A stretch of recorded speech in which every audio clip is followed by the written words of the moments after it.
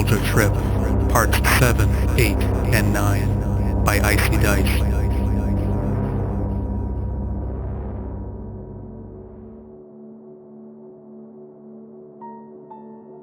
I hadn't planned on continuing this blog. Believe me, I will not be picking up that DS again. It's been thrown back into that cardboard box where it belongs and where it will stay.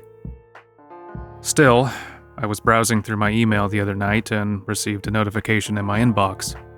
Someone had finally replied to my forum post. I hesitated to open the email. Even if somebody had reached out to me with information about the game, I wasn't sure that I wanted it. In the end, I did open that email, and I returned to my forum post. I convinced myself that so long as I didn't have to play that game again, I would be okay. Opening the page, my eyes scanned the single response to my question. Hey, I know about this game, and I know who created it. Email me so we can talk. Below his reply was an email address. I won't include it here for the sake of preserving the responder's privacy. As I plugged the address into the email search bar, I paused. I sat motionlessly and gawked at the name associated with the account I was about to reach out to. Sammy O. I wasn't sure what exactly to make of it. It couldn't have been a coincidence that the one person who reached out to me about Township Village just so happened to have a name reminiscent of my childhood friend, right? What about the initial of his last name matching the name of the man who had been tormenting me? Someone had to have been fucking with me. At that point, I assumed that someone had stumbled upon my blog, searched for my forum post, and tried trolling me upon finding it. I hastily typed out an email and sent it his way. Who the fuck is this?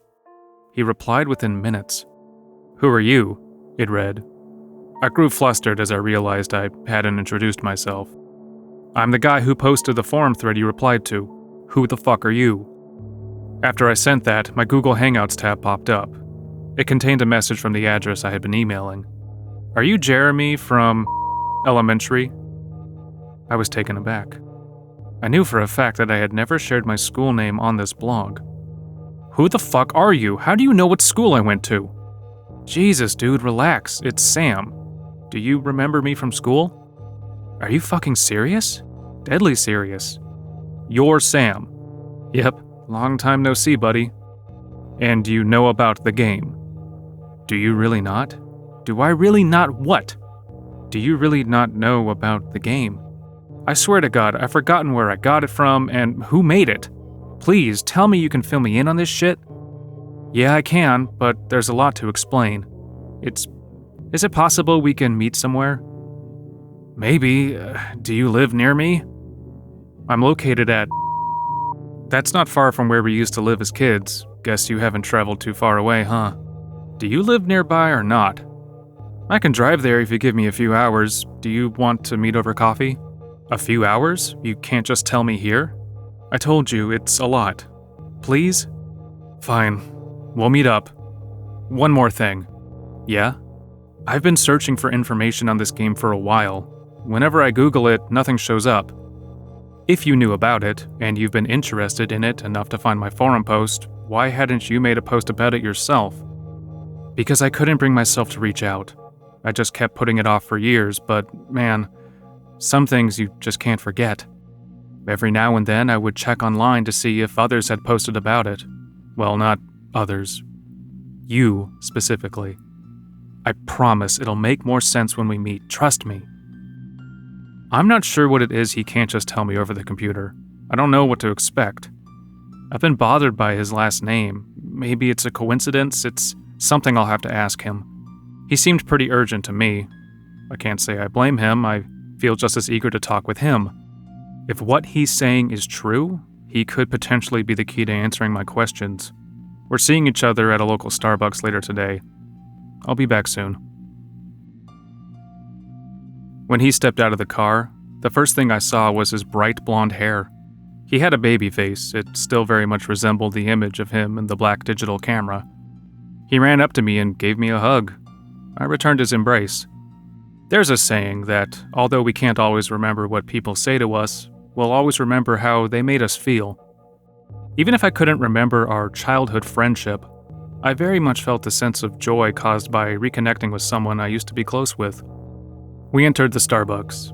He asked me if I wanted a drink and even offered to cover the cost. I declined, insisting that we chat. He obliged my request and we chose a booth to sit down in. He smiled, but I found it difficult to reciprocate his joyful appearance. I was unresponsive to his attempts at small talk. It wasn't that I didn't wish to make up for lost time, it's just that there were more pressing matters to be discussed. He apologized, admitting that he was unsure of how to broach the elephant in the room. I asked him to start from the beginning and tell me how he knew about the game and how he knew about who made it. He looked at me with great remorse and softly muttered that he knew these things because he knew the creator of the game on a personal level. I've been debating even uploading this next section to the blog. I figured that if I was going to do it, I'd need to be as coherent as possible. Typing this part out the other day would not be conducive to meeting that end, so I took a break to calm my nerves. I'm still shaken up, but if I don't type this out now, then when? Sam told me that Mr. O was his father. All of my prior theories had been wrong. He was no ghost, and he wasn't my imaginary friend. As is often the case, the truth is far simpler than we take it to be. He was a real fucking person. He was someone that I knew, and he was someone who knew me. Sam said that when we were kids, I would frequently come to his house for our little play dates. Sometimes I would even spend the night for a sleepover. He told me that his father always took a special interest in me. Oftentimes, he would be the one to ask Sam whether he wanted me to come over for a visit. Sam's father had a history in software development and engineering. When he saw how much I loved my Nintendo DS, he wanted to connect with me through that medium. He'd been pondering over how he would accomplish this for weeks on end. Sam told me that at times, it was all his father could think about. My memory is a little fuzzy here, Sam began, but I think one night after you left my house, you accidentally left your DS behind. When he found out about that, he went out to the store, told me he was going out to get a game. He came back with a copy of an Animal Crossing game cartridge, and he went down to the basement with both the game and your DS. And what did he do with them? I asked. He told me he was going to make a modified version of the game, one that he'd use to build a world for you specifically, where you could spend time with him even when you weren't visiting us. He often rambled about how much you would love it, even went on and on about a special room he would make for the game that you could enter if you did a good job, as he put it. My thoughts shifted to the locked door in the school. I vividly remember the sign next to it labeled Mr. O. I refused to even imagine what awaited me in that room. I didn't remember any of this. No matter how hard I tried, everything Sam told me felt like brand new information. At that moment, I wanted to meet Sam's father. I wanted to ask him why the fuck he would ever make such a sick game for a kid like me. I looked Sam dead in his eyes and asked, "Sam, where's your father? How can I reach him?" "You can't contact him," he told me. His voice had begun to tremble. He was starting to choke up. "He's in prison. He's been in prison for years now. Only family is allowed to see him. And I never want to see that piece of shit again." I didn't respond. Thousands of thoughts raced through my head, but I didn't speak a single one of them into existence. Instead, I allowed Sam to proceed with what he had to say. When my mother found out, she couldn't take it. She just couldn't fucking take it, man. She's gone because of him. It's his fault. I'm so sorry, man. I'm sorry for what he did. I noticed his body visibly shaking. I placed my hand on his shoulder and rubbed it gently, attempting to calm him down. "It's all right, Sam. Just take a deep breath. What did he do?" Sam looked up at me. He wiped his eyes with his arm and sighed. He molested children. They locked him up for molesting goddamn children." My heart fucking sank beneath my chest. I leaned back in my seat, looking towards the ceiling. There was no way for me to process what I had heard. That fucking monster made that game for me. A game that he filled with replicas of himself for the express purpose of surrounding my character with. He made it to condition me to grow closer to him, and as I learned who he was, I felt as if I were going to be sick. Even though I had forgotten much of the contents of the game before revisiting it, it still had control over at least some of my behavior. My unwillingness to even mention what the game contained to my mom immediately came to mind. I recalled the images I found in my DS camera roll. Sam had told me earlier that I spent a lot of time at his home. I had been alone with Sam's father before. In fact, it was likely that we had even been alone together multiple times. Not only had I been in the presence of a monster during my childhood, I couldn't remember any of it. I don't know what the fuck happened between us. I don't know what happened to me.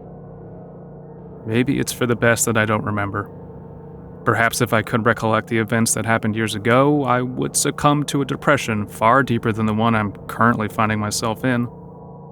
The photos of myself that I found in that black digital camera, several of them portrayed me as having a deeply disturbed, anxious look about me. Even as a child, I must have known that something was wrong. I've come to reason that I had suppressed my memory of Sam's father, not wanting to deal with whatever it was I had experienced. Despite these recent revelations having left me horrified, I still feel awful for Sam. It must have been terribly difficult for him to have lost his mother and to have learned what he did about his father.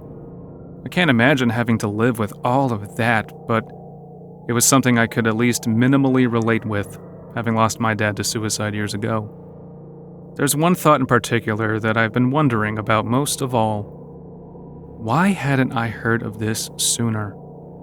Even if I couldn't remember what happened to me, why? Why did my mother never tell me about it? She told me that Mr. O was my imaginary friend? Why did she fucking lie to me? How could she do that? I deserve to know the truth. I just don't understand. I need to take a break. This is becoming too much to handle for me. I just need some time to think. I've decided to keep in contact with Sam, even if he serves as a reminder of that monster. I feel as if we should stick together. For years, he's been affected by what his father has done. I think I should be there for him like I was when we were kids. Nostalgia Trip was written by Icydice. Narration, editing, mastering, and original music by Abysme. Comprehensive links below. YouTube.com/Creepypasta is a collaborative channel. Please, subscribe if you want to follow our content. If you want to support the channel, please consider liking, commenting, and sharing this video with like-minded members of the community.